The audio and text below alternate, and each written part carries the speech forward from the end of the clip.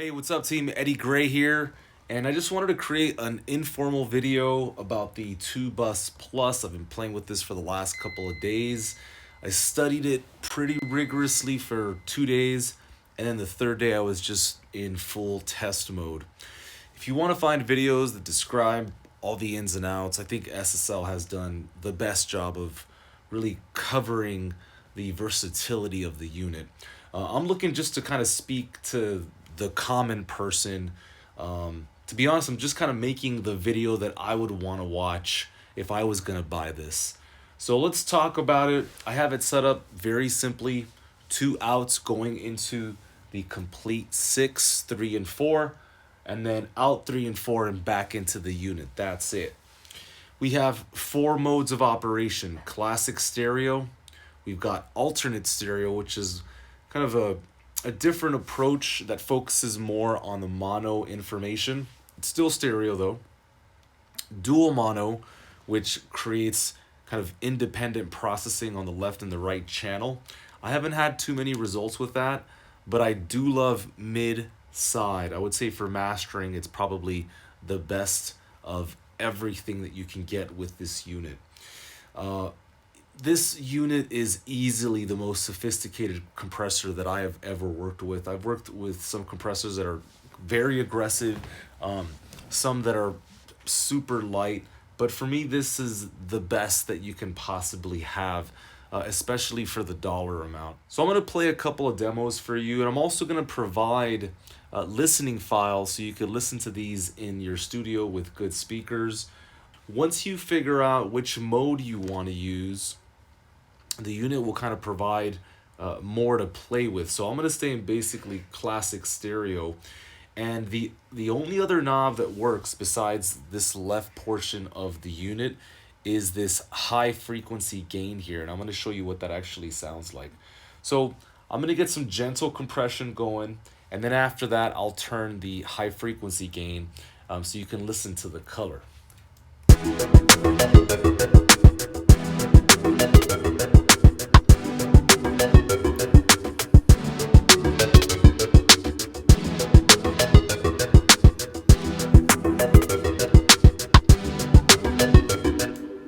Okay, let me bypass simply by hitting that button right there. So this is before.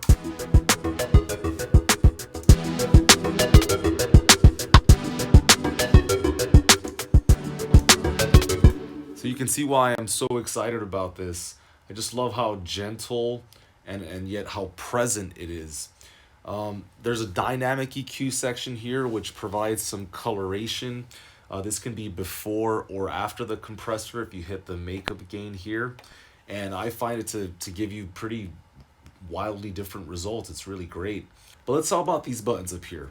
So here we have the Low THD, which basically eliminates any low-end distortion in the signal. I think it's just like a cleaner way of compressing. This feedback button really rounds out the warmth and is a bit more of a relaxed, compressed version.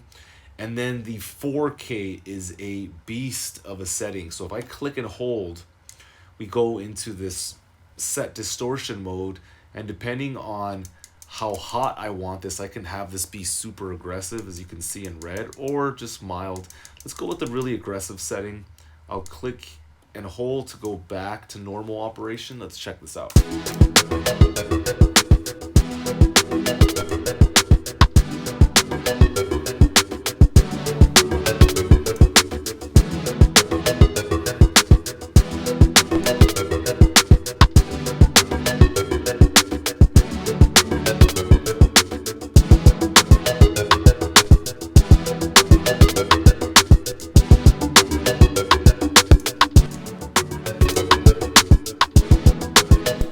So lots going on there, right?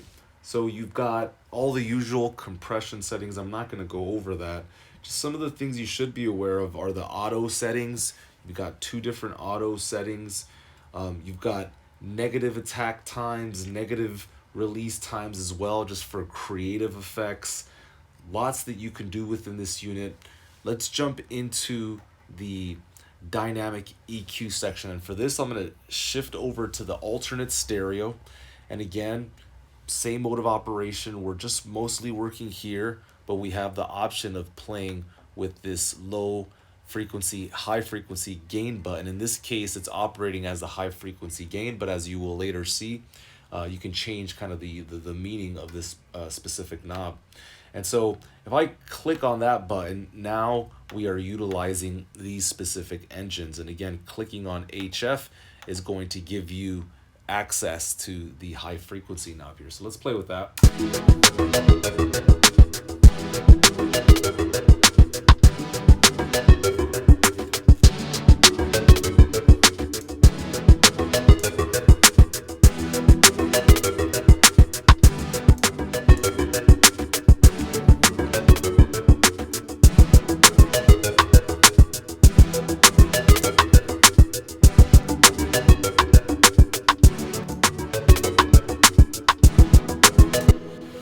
So for some of you, you may be thinking, wow, that is very subtle.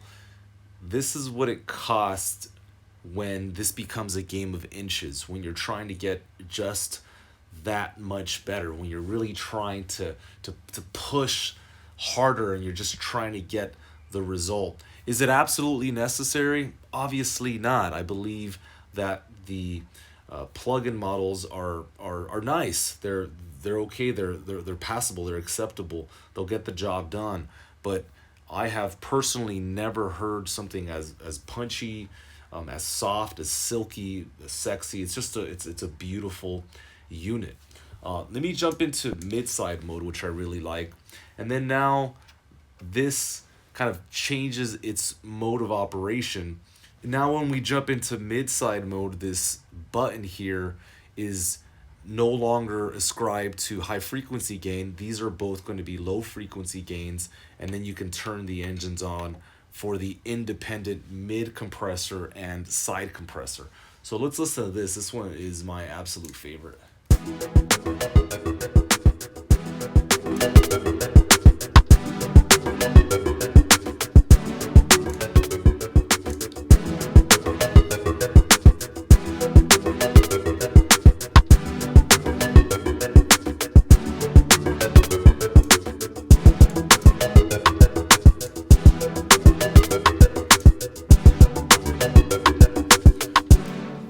There's so many subtleties that go on when you are working with this, especially when listening with good speakers or headphones.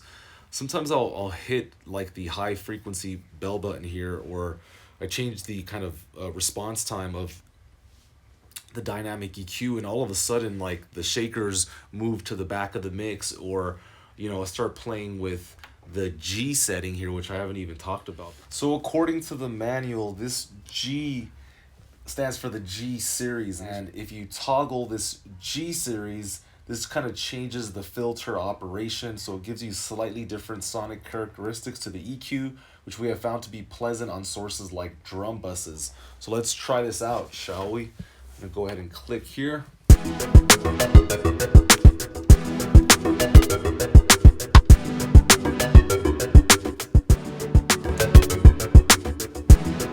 So everything will be the same. I'm going to turn off the kind of independent dynamic EQ. The compressor still on, sounds like this.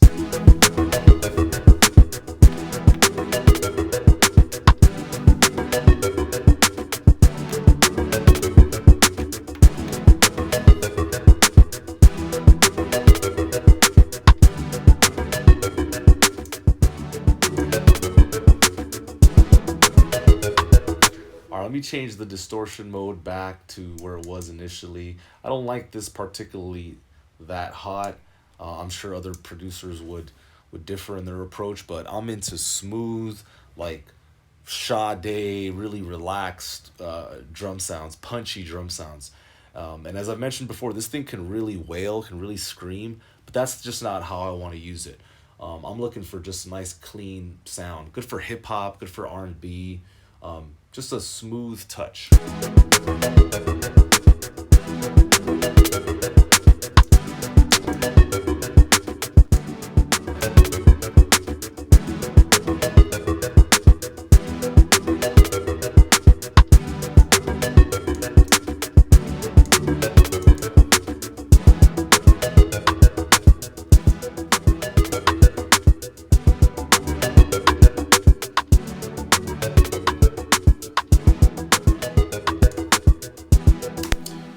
So lots of good stuff here, guys. The last thing that I'll say here is that on top of changing the reaction time of the dynamic EQ, you can also change into automatic mode. So if I click and hold, these will turn magenta. And again, this can be unique to just the mid or just the side.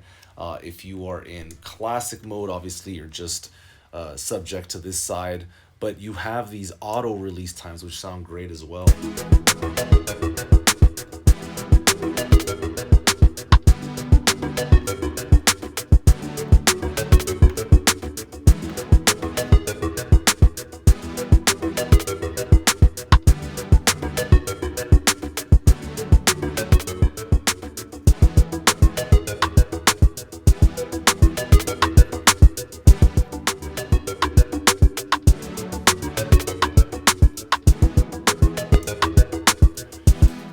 All right, so my final conclusion about this informal video is that I've never heard such neatness, and I know that's a random thing to say, but when I turn it on, I feel like it organizes everything and it kind of separates the middle. It puts all the stuff on the side where it's supposed to be, and this is not given the fact that I'm just in stereo mode. Like, it doesn't matter which mode of operation I'm in, everything kind of gets organized within the mix in a way that I've never really heard before. I love how gentle it is, and I like how it organizes the sound stage. So this is kind of why I'm gonna go down this road. I want a tool that at the last stage, before the limiting stage, just kind of helps me take it over the top without necessarily being too heavy-handed. I know for years that was kind of my major flaw, was I was just pushing everything too much, too much clipping, too much distortion, too much compression, too much everything. And so with something like this, I can work on a song and just knowing that at the back end, I have all my bases covered because I can kind of push if I need to. With the distortion and the low THD feature, which basically, again, is another safeguard, I see this as a win-win for producers out there. Do you need it? No, I don't think so. I don't think anybody should, put it on credit or anything like that. I think, if this is something that interests you, save over time, learn the tools, use your ears, become a student of the game, and then eventually when the time is right, you can grab one too. But anyhow, thank you so much for watching. I hope you enjoyed the video. If you liked it, go ahead and subscribe. I appreciate all you guys that are supporting what I'm doing here. I am in love with music production, all things music, and I'm gonna just keep it going. So I appreciate you supporting me on my journey. All right, I'm gonna get out of here. Take care. We'll see you later.